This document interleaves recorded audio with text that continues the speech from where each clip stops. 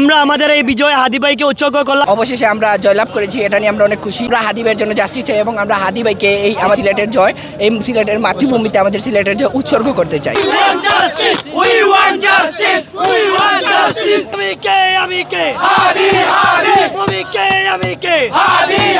একটু যদি বলতে চাই, সিলেটের মাটিতে এসে প্রথম জয়টা পেলেন, হাদি ভাইকে উৎসর্গ করলেন, কেমন লাগতেছে সব মিলিয়ে? এই ইন্টেন্স ম্যাচটা খুব ভালো লাগতেছে। এই ইন্টেন্স ম্যাচ আমরা নোয়াখালীর বিপক্ষে জিতেছি এবং আমাদের প্লেয়াররা কিছু কিছু জায়গায় মিস করেছে, তবে ভালো পারফরমেন্স ছিল। অবশেষে আমরা জয়লাভ করেছি, এটা নিয়ে আমরা অনেক খুশি এবং আমরা হাদি ভাইয়ের জন্য জাস্টিস চাই এবং আমরা হাদি ভাইকে এই আমাদের সিলেটের জয়, এই সিলেটের মাতৃভূমিতে আমাদের সিলেটের জয় উৎসর্গ করতে চাই। আপনার কি বলার আছে, এই ম্যাচটা কেমন লাগছে?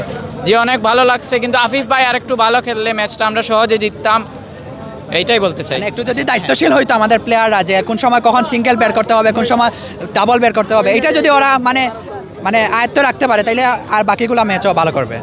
আপনি আসলে কি বলতে চান আপনাদের সিলেট? আসলে প্রথমে আমাদেরকে আসলে তো ভাই নিরাশ করে দিয়েছিল টিম, কিন্তু আমি তো আমার বন্ধুকে বলেছিলাম বন্ধু আর শেষ আমরা হেরে যাব, কিন্তু ভালো হয়েছে মোটামুটি, আলহামদুলিল্লাহ ভালো খেলছে সবাই। আরেকটু পারফর্ম ভালো করতে হবে, মিডল অর্ডারটা আমাদেরকে একটু আপ করতে হবে, ইনশাল্লাহ আমরা উইন করবো ইনশাল্লাহ। যদি এইরকম করে সিলেট জিতে, আসলে টাইটান্স ফ্যানরা তাদের থেকে মন থেকে তুলে ফেলবে।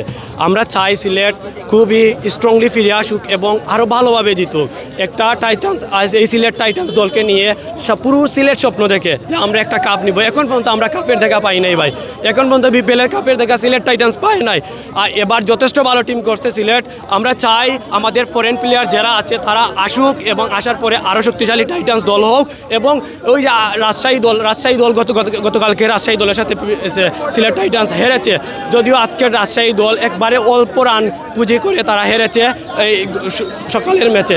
আমরা চাই সিলেট টাইটান্স আরও শক্তিশালী হয়ে ফিরুক এবং আমাদের যে প্লেয়ারগুলো আছে তারা কিভাবে কোন সময় কীভাবে ব্যাটিং করতে হয় সেটা দায়িত্বশীল ব্যাটিং বলে এবং যেন টার্গেট অনুযায়ী তারা ব্যাটিং করে নেক্সট টাইম, এটাই আমরা চাই। এবং মেহেদী মিরাজকে বলবো তিনি যেন ক্যাপ্টেন্সি আরও ভালোভাবে করেন এবং কোন সময় কোন প্লেয়ারকে ব্যাটিংয়ে নামালে ভালো হয় সেটা দেখে শুনে যেন নামান। Thank you Sylhet titans, thank you.